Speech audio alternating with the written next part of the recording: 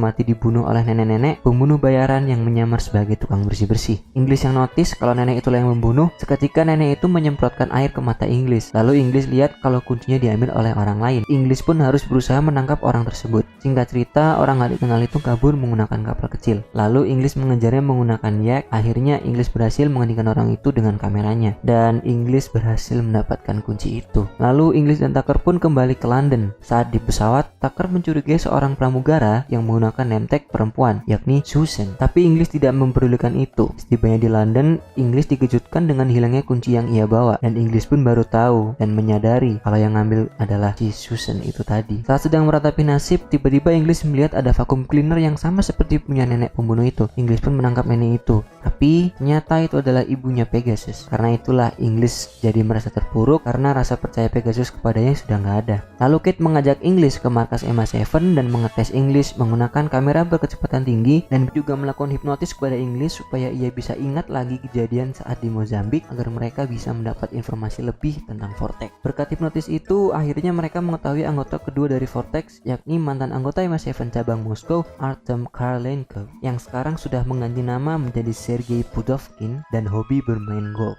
Di case ini, Inggris mengganti namanya menjadi Peter Adam agar mereka dapat menangkap Karalenko saat sedang bertanding golf. Yang mengejutkan adalah ternyata nenek itu mengetahui di mana keberadaan mereka semua. Karalenko yang mulai curiga memerintahkan anak buahnya untuk membunuh Inggris, tapi malah Karalenko lah yang terbunuh oleh nenek itu. Lalu Inggris dan Tucker membawa Karalenko ke rumah sakit menggunakan helikopter. Untungnya, Inggris mendapatkan kuncinya sebelum Karalenko meninggal. Karalenko juga berkata kalau satu lagi anggota Vortex adalah orang dalam MI7. Saat malam hari, Inggris bertemu dengan Simon untuk makan malam. Ia mengatakan informasi yang udah ia ketahui ke Simon, kalau katanya anggota ketiga Vortex berada di MI7. Tucker yang sudah mengetahui siapa orang ketiga yang dimaksud dengan segera meminta Inggris untuk menemuinya di toilet. Saat Inggris tiba, Tucker langsung menuduh Simon lah orang ketiga Vortex. Tapi Inggris tidak percaya dan bilang kalau itu hanya omong kosong.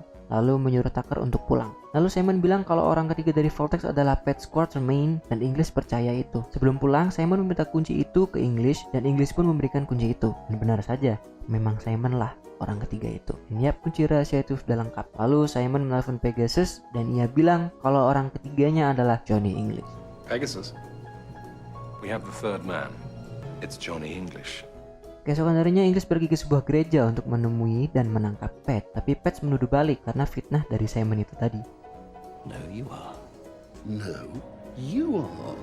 Dan ternyata Inggris sudah dikepung oleh banyak anggota. Inggris pun berusaha kabur meskipun kakinya terkena tembakan dan harus meminjam kursi roda milik Pat. Aksi kejar-kejaran pun